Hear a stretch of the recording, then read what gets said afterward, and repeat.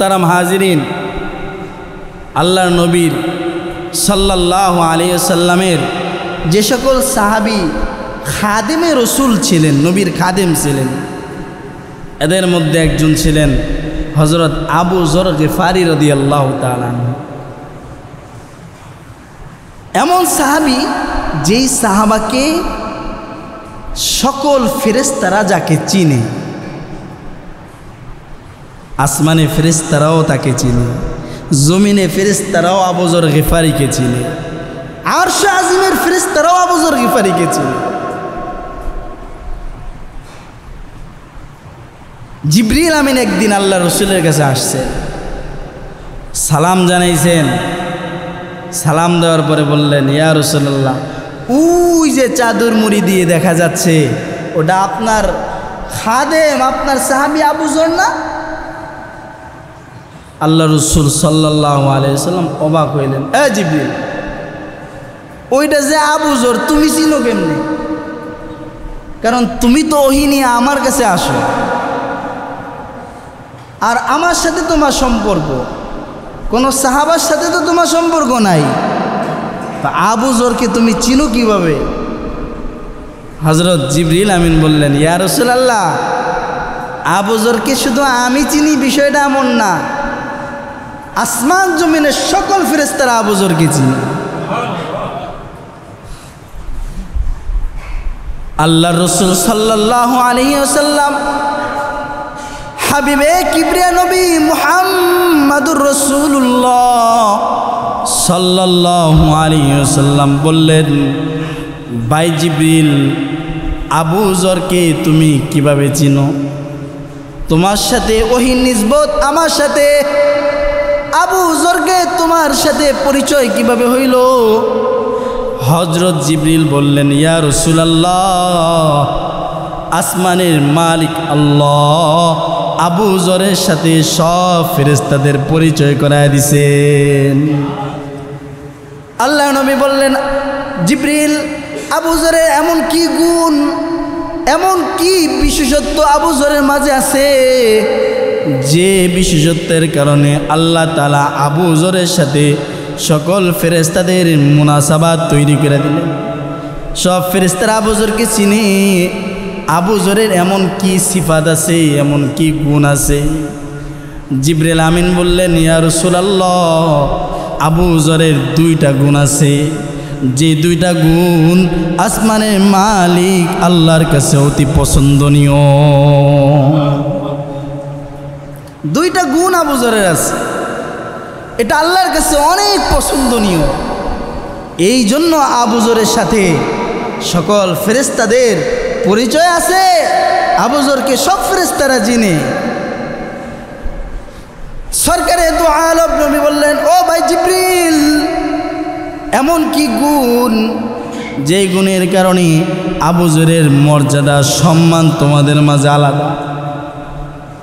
জিবরিল আমিন বললেন, ইয়া রাসূলুল্লাহ, হযরতে আবু যরের দুই গুণে এক নাম্বার, লিসিগরিহি ফি নাফসিহি, আবু যর নিজেকে সমস্ত মানুষের চাইতে ছোট মনে করে। অর্থাৎ আবু যরের মাঝে কোনো অহংকার নাই, আবু যরের মাঝে কোনো তাকাব্বুরি নাই। আবু যর নিজেকে সবার চাইতে ছোট মনে করে, সবার চাইতে নিকৃষ্ট মনে করে। ছোট মনে করার বিপরীত হইল নিজেকে বড় মনে করা।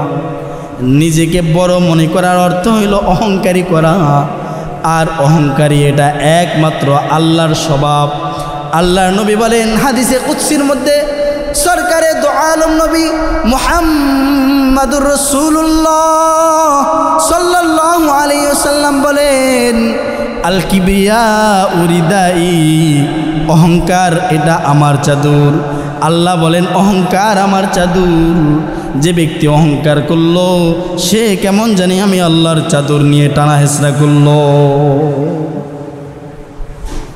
আমরা মানুষ, আমাদের সৃষ্টি হইল এক ফোঁটা নাপাক পানি দিয়া। কথা বলেন, যেই পানি বের হইলে গোসল ফরজ, যেই পানি বের হইলে ফেরেশতা এবং জিন্নাতরা দূরে থাকে, এমন একটা নাপাক পানি দিয়ে আমরা তৈরি, কিন্তু আমরা আমাদের হাত পা যখন চলার সময় হয়, চোখে যখন দেখা শুরু করি, অহংকারের দাপটে জমিনে পা রাখতে কষ্ট হয় আমাদের। কথা বলেন।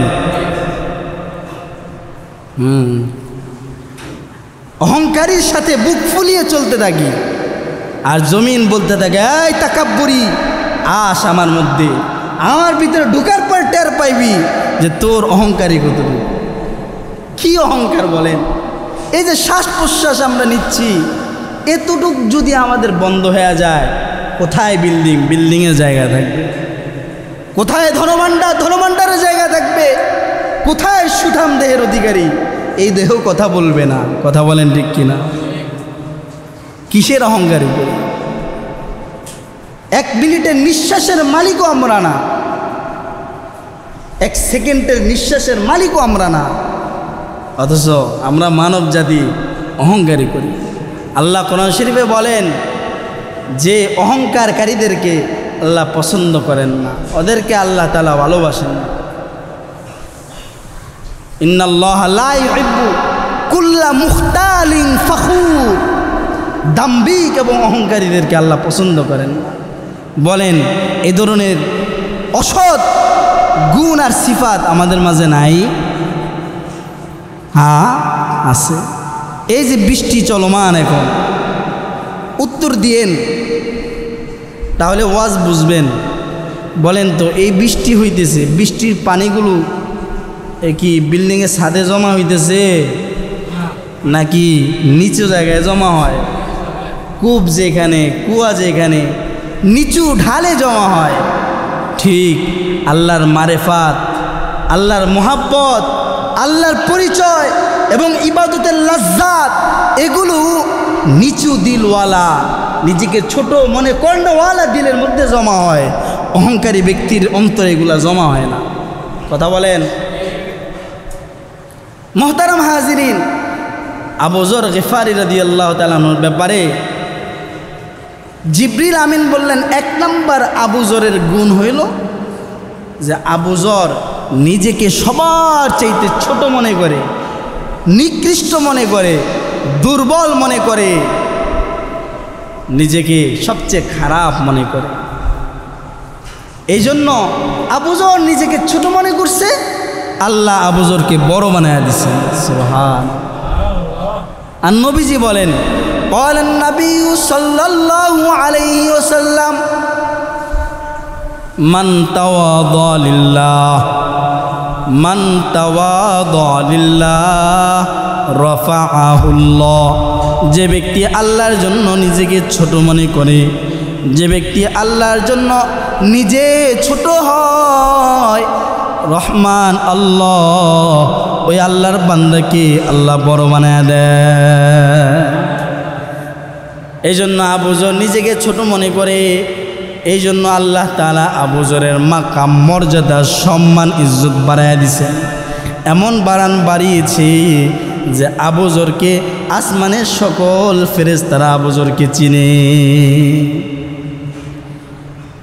সাহাবাদের মধ্যে যেই সাহাবার মর্যাদা যত বেশি, যাদের নাম আমরা বেশি বেশি শুনি, ওনারা নিজেকে তত ছোটই মনে করছেন, ছোটই মনে করছেন। মুহতারাম হাজিরিন, হযরত আবু যর গিফারি রাদিয়াল্লাহু তাআলা আনহু নিজেকে ছোট বানাইছেন, আল্লাহ আবু যরকে বড় বানায়া দিয়েছেন। আল্লাহ নবী বললেন, আবু যরের আর কি গুণ ছিল? 2 নাম্বার আরেকটা আছে না? হযরত জিবরিল বললেন, ইয়া রাসূলুল্লাহ, কাসরতি কিরাআতি সূরাতিল ইখলাস।